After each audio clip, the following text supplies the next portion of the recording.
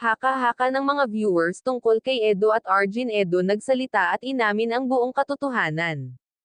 Bago ko ipagpatuloy ang maiksing reaction video na ito, hiling ko lang na patapusin ang panonood nito para malaman ang nilalaman nito, at kung bago ka pa lang sa munting channel na ito, paki-subscribe para lagi kang updated sa video ng mga kalingap. At pakisuportahan natin ang ama ng kalingap na si Val Santos, matubang Ate Edna Vlog at si Kalingap Rab.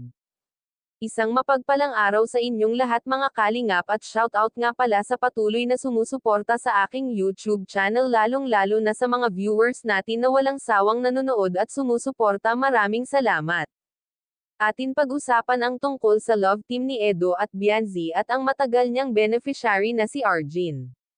May mga viewers kasi na nagtatanong na bakit hindi niya kasama lagi si Bianzi sa vlog, bakit laging si Arjin ang lagi niyang kasama.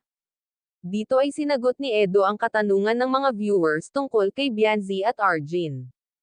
Kaya naman si Arjin ang laging kasama ni Edo sa vlog kasi beneficiaries niya ito, dito niya kinukuha ang tinutulong niya kay Arjin. Ang kita niya sa pagbablog ay tinutulong din niya sa kanyang beneficiaries. Iyan ang dahilan kung bakit kasama niya lagi si Arjin sa vlog.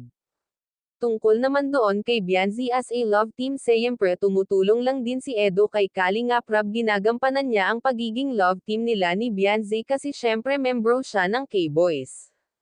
Kaya sa mga viewers natin na nagtataka kung bakit iba ang binablog ni Edo, sana po ay nauunawaan nyo na ang sitwasyon. Marami kasing haka-haka na baka may relasyon silang dalawa kung kaya lagi itong magkasama sa vlog.